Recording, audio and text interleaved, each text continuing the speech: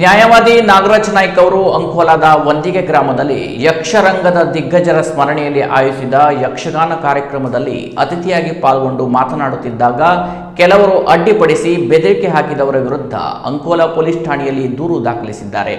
ಬಳಿಕ ಸಾಂಕೇತಿಕವಾಗಿ ಪ್ರತಿಭಟನೆ ನಡೆಸಿ ಆಡಳಿತ ವ್ಯವಸ್ಥೆ ವಿರುದ್ಧ ಹರಿಹಾಯ್ದಿದ್ದಾರೆ.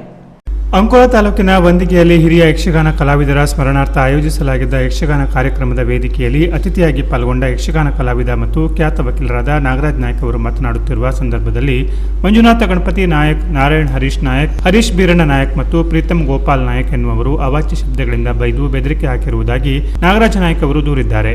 ಈ ಹಿಂದೆ 2023ರಲ್ಲಿ ಕಾರವಾರದಲ್ಲಿ ನಡೆದ ಪ್ರಕರಣಕ್ಕೆ ಸಂಬಂಧಿಸಿದಂತೆ ಸಾಕ್ಷಿ ಹೇಳಿರುವುದು ಮತ್ತು ಇತ್ತೀಚೆಗೆ ಅಂಕೋಲಾದಲ್ಲಿ ನಡೆದ ಘಟನೆಗೆ ಸಂಬಂಧಿಸಿದಂತೆ ಕಕ್ಷಿದಾರ ಮಯೂರ್ ನಾಯಕ್ ಪರ ವಕಾಲತ್ತು ನಡೆಸಿರುವ ಕಾರಣ ನನ್ನ ಮೇಲೆ ಸಿಟ್ಟಿನಿಂದ ಇರುವ ಗೋಪಾಲಕೃಷ್ಣ ನಾಯಕ ಮತ್ತು ಸೂರಜ್ ನಾಯಕ ಅವರು ಚಿತಾವಣೆ ನೀಡಿರುವುದರಿಂದ ವಂದಿಗೆ ಕಾರ್ಯಕ್ರಮದ ಸಂದರ್ಭದಲ್ಲಿ ಅವಾಚ್ಯ ಶಬ್ದಗಳಿಂದ ಬೈದು ಜೀವ ಧಮಕಿ ಹಾಕಿ ವಕೀಲರ ರಕ್ಷಣಾ ಕಾಯ್ದೆಯ ಉಲ್ಲಂಘನೆ ಮಾಡಲಾಗಿದೆ ಎಂದು ನಾಗರಾಜ ನಾಯಕ್ ಅವರು ದೂರಿನಲ್ಲಿ ಉಲ್ಲೇಖಿಸಿದ್ದಾರೆ.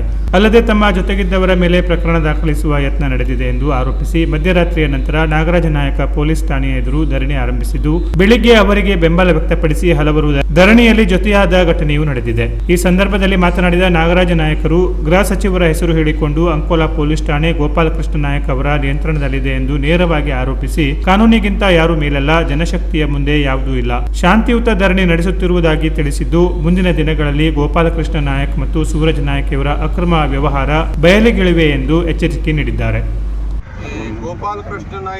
ಗೋಪಾಲಕೃಷ್ಣ ರಾಮಚಂದ್ರ ನಾಯ್ಕ ಅಡ್ಲೂರ್ ಎನ್ನುವಂಥ ವ್ಯಕ್ತಿಯ ಆಟೋಟಾಪ ಅಂಕೋಲಾದಲ್ಲಿ ಅತಿಯಾಗಿ ಹೋಗಿದೆ. ನಾನು ಗೃಹ ಮಂತ್ರಿಗಳ ಆಪ್ತ ಅಂತ ಹೇಳ್ಕೊಳ್ತಾ ಗೃಹ ಮಂತ್ರಿಗಳ ಕಚೇರಿಯಿಂದ ನೇರವಾಗಿ ಅಂಕೋಲಾ ಪೊಲೀಸ್ ಠಾಣೆಗೆ ಫೋನ್ ಮಾಡಿಸ್ತಾ ಇಲ್ಲ ಸಲ್ಲದ ದುಷ್ಕೃತ್ಯಗಳಲ್ಲಿ ತೊಡಗಿರುವಂಥ ಅನೇಕ ಘಟನೆಗಳು ಇವತ್ತಿದ್ದಾವೆ.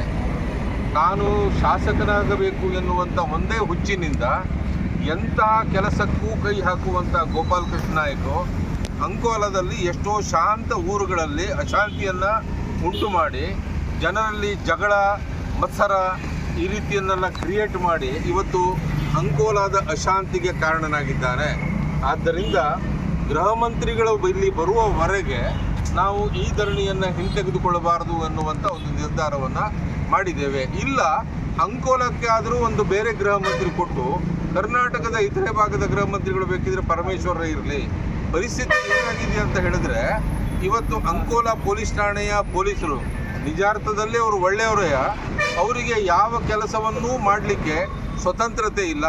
ಇವತ್ತು ಅಂಕೋಲಾ ಪೊಲೀಸ್ ಸ್ಟೇಷನ್ನು CRPC ಅಥವಾ BNSS ಪ್ರಕಾರ ನಡೆದಿದೆ. ಗೋಪಾಲಕೃಷ್ಣ ನಾಯ್ಕ್ CRP ಕಾನೂನಿನಡಿಯಲ್ಲಿ ಇವತ್ತು ನಡೀತಾ ಇರುವುದು ಬಹಳ ದೊಡ್ಡದಾದಂಥ ಒಂದು ದುರಂತ.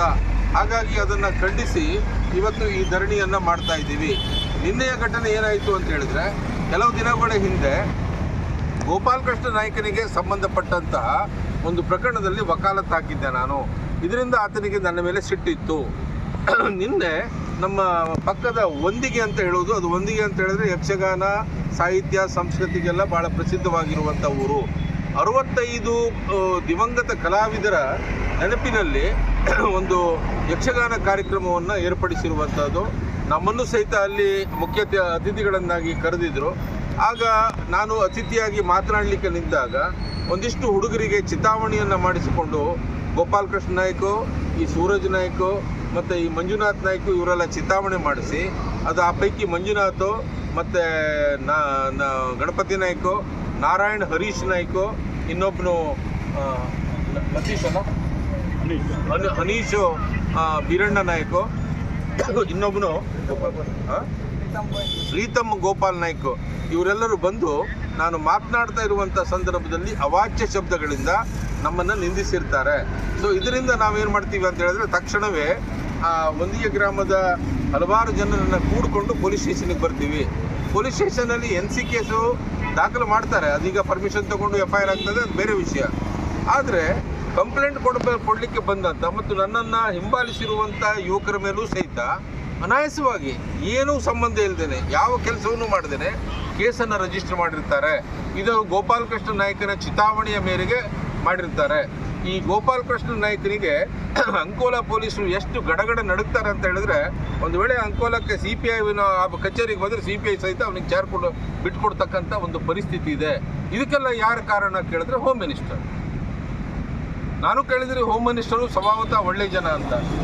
ಆದರೆ ಆ ಹೋಮ್ ಮಿನಿಸ್ಟರು ಇಂತಹ ಒಂದು ಕ್ರಿಮಿನಲನ್ನು, ಅಂದರೆ ಸುಮಾರು 5-6 ಕ್ರಿಮಿನಲ್ ಕೇಸುಗಳಲ್ಲಿ ಆರೋಪಿಯಾಗಿ ಇರತಕ್ಕಂಥ ಈ ವ್ಯಕ್ತಿ ಗೋಪಾಲ್ ಕೃಷ್ಣ ನಾಯ್ಕನನ್ನು ಯಾಕೆ ಸಮೀಪ ಇಟ್ಕೊಂಡಿದ್ದಾರಂತೂ ನಾನಂತೂ ಇದು ಯಾಕೆ ಅವರು ಅವನನ್ನು ಇಟ್ಕೊಂಡಿದ್ದಾರೆ ಅಂತ ಹೇಳುವುದು ಯಕ್ಷ ಪ್ರಶ್ನೆ.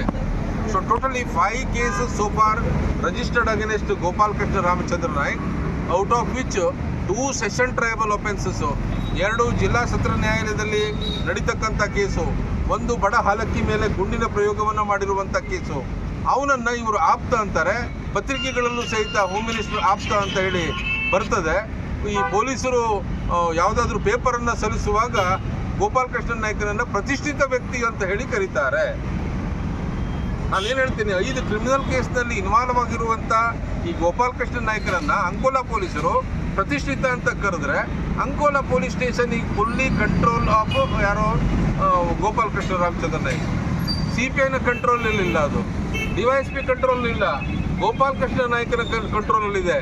ನಿನ್ನೆ ಕುಮಟಾ ಶಾಸಕ ದಿನಕರ್ ಶೆಟ್ಟಿ ಆಗಮಿಸಿ ಕೆಲ ಕಾಲ ಧರಣಿಯಲ್ಲಿ ಪಾಲ್ಗೊಂಡು ನಾಗರಾಜ್ ನಾಯಕರಂತ ಹಿರಿಯ ವಕೀಲರಿಗೆ, ಹೀಗಾದರೆ ಈ ರಾಜ್ಯದಲ್ಲಿ ಕಾನೂನು ಸುವ್ಯವಸ್ಥೆ ಎತ್ತ ಸಾಗುತ್ತಿದೆ, ಇಲ್ಲಿ ಗೂಂಡಾ ಸಂಸ್ಕೃತಿ ಬೆಳೆಸಲು ಕೊಡಲಾಗುವುದಿಲ್ಲ, ನಾವು ಮತ್ತು ನಮ್ಮ ಪಕ್ಷದವರು ಸಹ ಇದನ್ನು ಖಂಡಿಸಿ ಮುಂದಿನ ಎಲ್ಲ ರೀತಿಯ ಹೋರಾಟಕ್ಕೆ ಸಂಪೂರ್ಣ ಬೆಂಬಲ ನೀಡುತ್ತೇವೆ ಎಂದರು.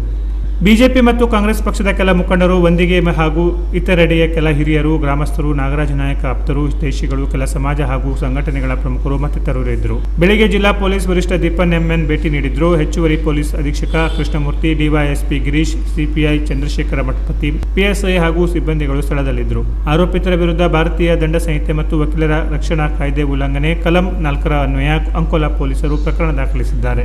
ಗೃಹ ಮಂತ್ರಿಗಳೇ, ನಿಮ್ಮ ಆಪ್ತನ ಆಟೋಪ ಸಾಕು, ಅಂಕೋಲಾ ಶಾಂತಿ ಬೇಕು ಎಂದು ಆಗ್ರಹಿಸಿರುವ ನ್ಯಾಯವಾದಿ ನಾಗರಾಜ್ ನಾಯಕ್ ಮೇ 8ರಿಂದ ಸತ್ಯಾಗ್ರಹ ಹಮ್ಮಿಕೊಳ್ಳುವುದಾಗಿ ತಿಳಿಸಿದ್ದು, ತಾಲೂಕು ಹಾಗೂ ಜಿಲ್ಲೆಯ ವಿವಿಧೆಡೆಯ ಹಲವರು ಈ ಶಾಂತಿಯುತ ಧರಣಿ ಸತ್ಯಾಗ್ರಹಕ್ಕೆ ಬೆಂಬಲಿಸಿದ್ದಾರೆ ಎಂದು ತಿಳಿಸಿದ್ದಾರೆ. Canara plus news, Ankola.